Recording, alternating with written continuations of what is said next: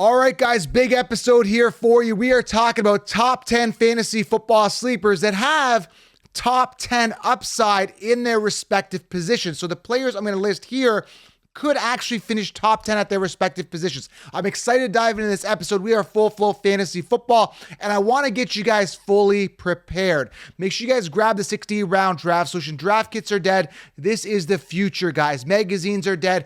Consensus rankings will not help you win. Secure the solution, guys. It's a video training with notes and a printable cheat sheet. Everything you need in one spot. Sleepers, breakouts, optimal players. Grab the 16-round draft solution right now and be light years ahead of the competition, guys. Secure the solution, secure the championship. I've linked it below, or head on over to thefantasyfootballcounselor.com under programs, guys. Let's get it, guys. Secure the solution. Use code SMASH to save. Let's get into this episode. We're talking more sleepers here for you to crush your leagues. Let's get into it. All right, guys, welcome to the show. Diving into the top 10 sleepers that have top 10 upside. So not only do these guys are good value in their sleepers, you get them in your rounds for amazing value, and I'll tell you where they're coming off. Not only that, but these guys could finish top 10 in their respective positions. I'll tell you who they are. I'm excited to dive in. Before I do, make sure you guys do smash that thumbs up. It takes 30 seconds of your time. The thumbs up really helps the channel, guys. So hit that lion mentality thumbs up. It is full flow fantasy football season. Show your passion, guys, with the thumbs up, and comment below. Let me know of a sleeper that you guys like. I want to make this interactive. A sleeper that you like and believe in that could finish top 10 in their respective positions. So I'd love to get your feedback, guys, in the comments below. Let's dive into it, okay? Now, if you're new to the channel, again, make sure you guys subscribe. And some of these names you may not have heard of, or, other people talk about too much. And, if you're a regular channel, some of the guys, you're going to get some overlap. If you listen to me regularly, I have talked about these guys. I've thrown in a couple names here that I don't really talk about too much. Some gems, especially the last one that you get for immense value. But these sleepers can and potentially will finish top 10, potentially. But you're getting them for value with that hope and that upside that they will. Now, before I get into this as well, recent news, guys, Breece Hall. I got to cover this, guys. Breece Hall, fantasy value, a little bit screwed here with Dalvin Cook. I think this is total garbage. You saw my rant on Instagram. If you haven't checked my rant on Instagram, go to fantasyfootballcounselor.com right now, or just fantasyfootballcounselor on IG, and check out my recent rant. Here's my thoughts on this. I think it's total BS, because the day after the news broke that Breece Hall, that Dalvin Cook is coming to join the Jets and Breece Hall was taken off PUP. He's ready to go. So this doesn't make sense.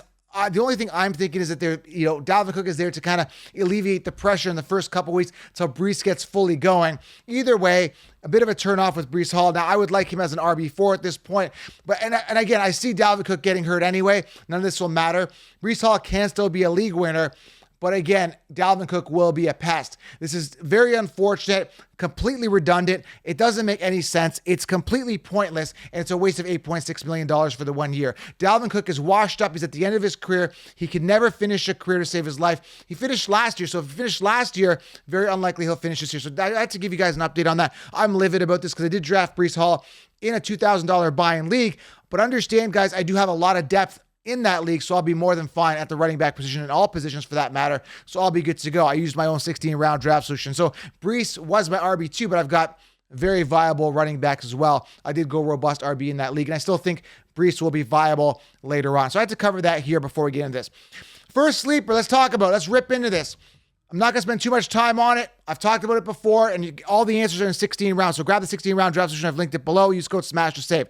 First sleeper is Drake London. Now, this guy's sitting 57th overall. So you get this guy for immense value, round 5-ish. Great value. And the reason I love him so much is because he's already built that rapport with Desmond Ridder. That's number one. Number two, he's a first-round pick by the Falcons. Number three, he's the only main guy there. There isn't anybody there. He is the main guy. I know Kyle Pitts is going to be a viable target, so is Bijan, but they brought in Bijan. That's also going to help him because now the defense are going to key in on the run a bit more. And it's going to open things up for Drake London. Absolutely love him. You're getting a wide receiver 1. You're not paying a first, second, and third round for him. Rounds 4 to 6 typically is where he's coming off, depending on how many people are in your league and if there's an Atlanta Falcons fan. If there's an Atlanta Falcons fan that believes in him, he may come off earlier. But understand, guys, he is immense value, and he is a wide receiver 1. Ultra excited, okay? Coming at number 2, a quarterback I haven't talked about necessarily. I've talked about him a little bit, Not as much here in my other sleeper video, but we're talking top 10 sleepers here that have top 10 upside at their position, and Drake London can easily finish as a top 10 receiver. That was the first one.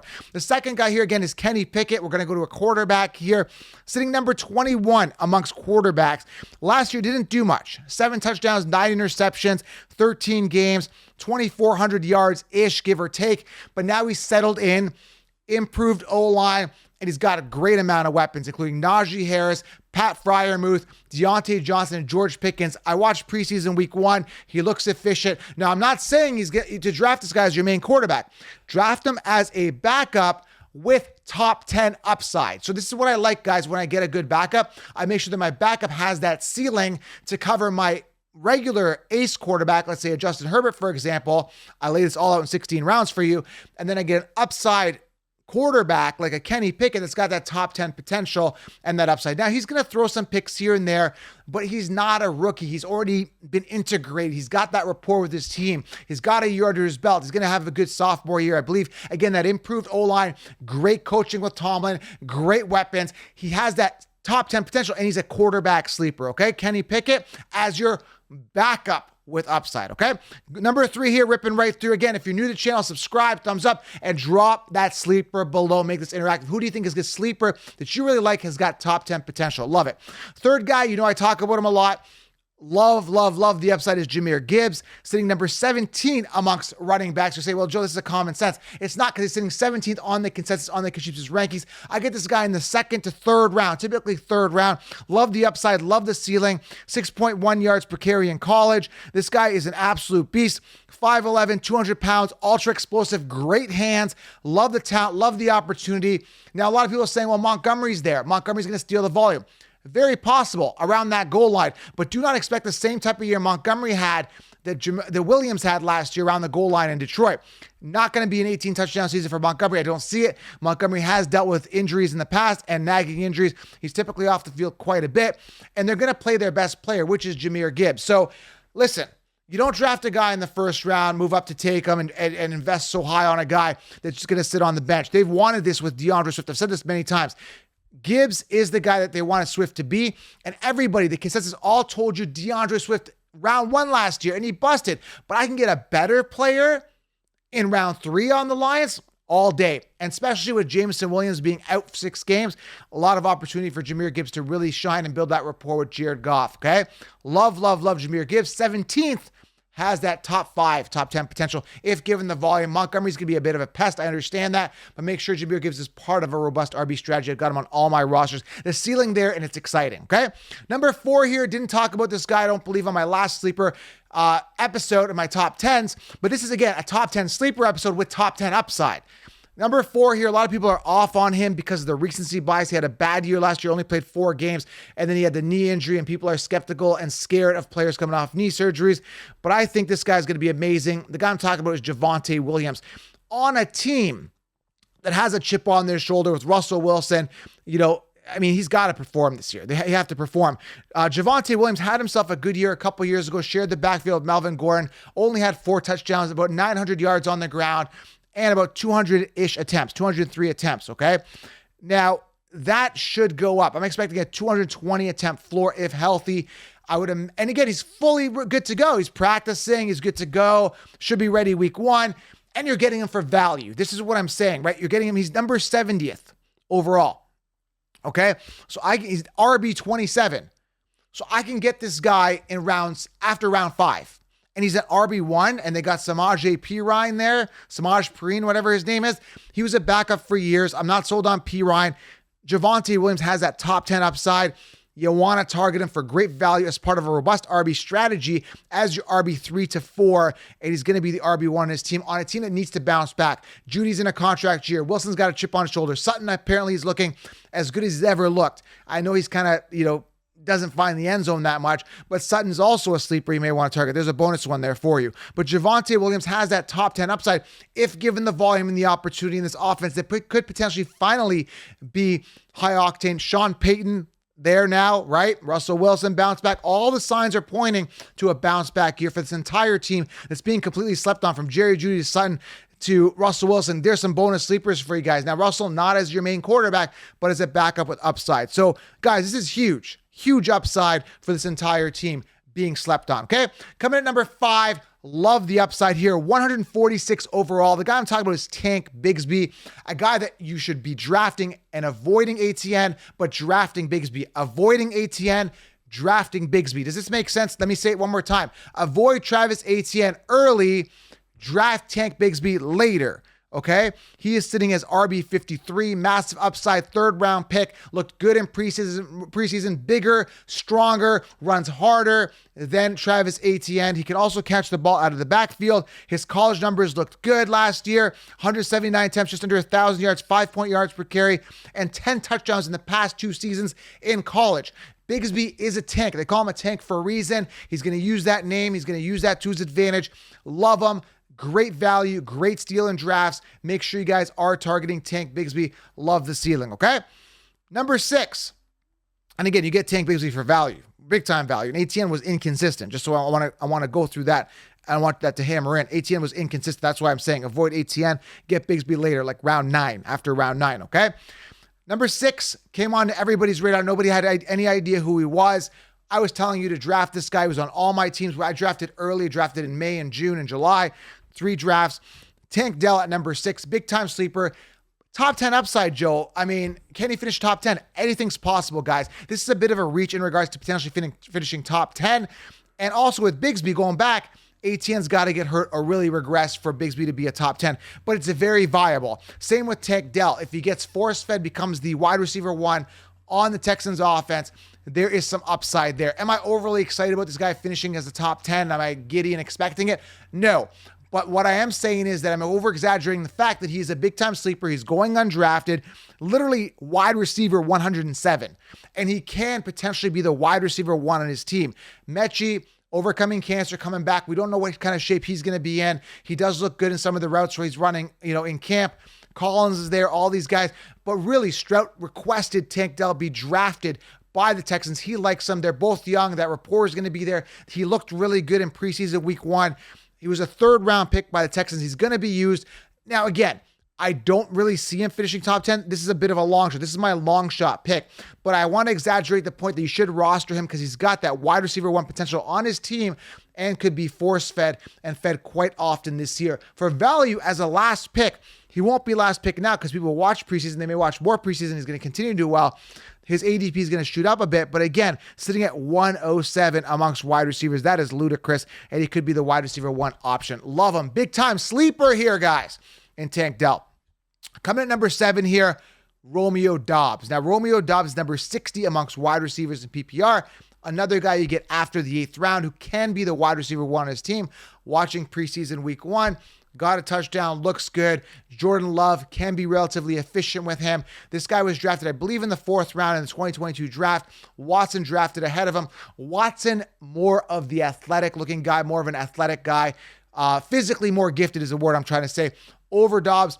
But Dobbs has that rapport with Jordan Love and can be more of a PPR monster and get more volume his way potentially, especially if Watson is drawing the double coverage. Watson, you're going to have to pay more, higher ADP, rounds 3 to 5, typically in a 12-person league. But with Romeo Dobbs, you get this guy literally 8th round, 9th round, 10th round. He's falling. Like I said, he's wide receiver 60. He's falling, but you are potentially stealing a wide receiver 1 type guy, potentially a top 10 guy, if given the volume, if taking that wide receiver 1 role. You got yourself an ace wide receiver and you're paying 0 for him. Another guy that's being slept on. I mean, Texans wide receivers, Packers wide receivers, Broncos wide receivers, all being slept on. And there is wide receivers like Judy's and all these guys that could finish as top 10 guys respectively. So you're getting a ton of sleepers, a ton of value in this video.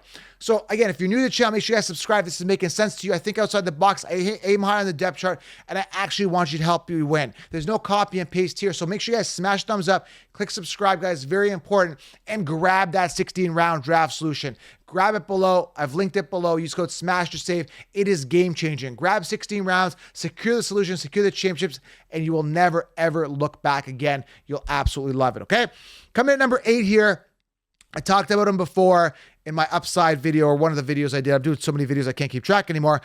Tight end 24 can finish as a top 5, top 10 tight end is Sam LaPorta. And this is really predicated on the high draft capital that the Lions invested in him and the fact that literally, guys, he is going to be a top target with Jameson Williams. Again, we talked about it with Gibbs. Williams being out for 6 weeks. LaPorta is going to be a big red zone target. And I keep seeing highlight reels in training camp where this guy is literally being force-fed a lot. He's become the second option behind Amon-Ra St. Brown as a red zone target. This is a direct plug-and-play guy. He's going to get fed. He's going to eat. He can and easily, this guy is not a reach. He can finish as a top 10 tight end. You get him later after like round 10. You're getting yourself an ace tight end. You get a secure tight end, a safe one that's going to give you 10 points. And then you get this guy for upside. You're locked and loaded at tight end. I explain this again in the 16-round draft solution, but I love Sam LaPorta, top 10 potential. Draft him, big time tight end sleeper. Secure him. You're going to be very happy. You're going to thank me when LaPorta's scoring a lot of touchdowns this year.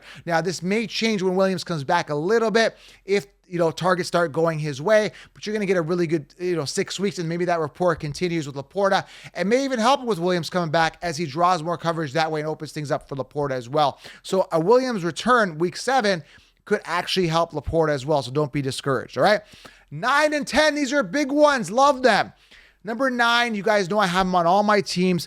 Now, there's already, again, people get discouraged, but the guy I'm talking about is Quentin Johnson. Dropped a few balls. He's kind of known for drops.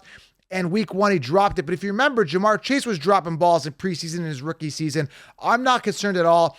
A little bit of a concern, tiny bit of a hair concern. But when he got that touchdown in preseason week 1, it kind of broke the ice, got the jitters out. Guys, he's got jitters. He's coming into the NFL with a lot of pressure. He's a first-round pick. Quentin Johnson, 6'4", 200 pounds. The guy in college, over 1,000 yards, 6 touchdowns. This guy, in his last season, he was a first-round pick. Great size, great speed. And again, he can run those slants. He can run quick slants. He was doing it in preseason week 1.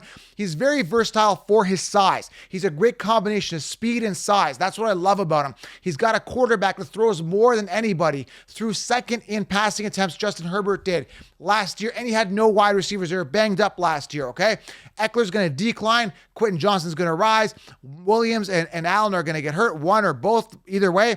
Quentin Johnson's going to rise. He's going to be the wide receiver 1. He should be the wide receiver 1. Do not invest in Keenan Allen round 3 and get Quentin Johnson rounds 8 to 9. Do not invest in Keenan Allen round 3. Invest in Quentin Johnson later on, okay? Love him. Great talent. Tons of upside, okay? And finally, number 10, big-time sleeper. And yes, Quentin Johnson can finish top 10.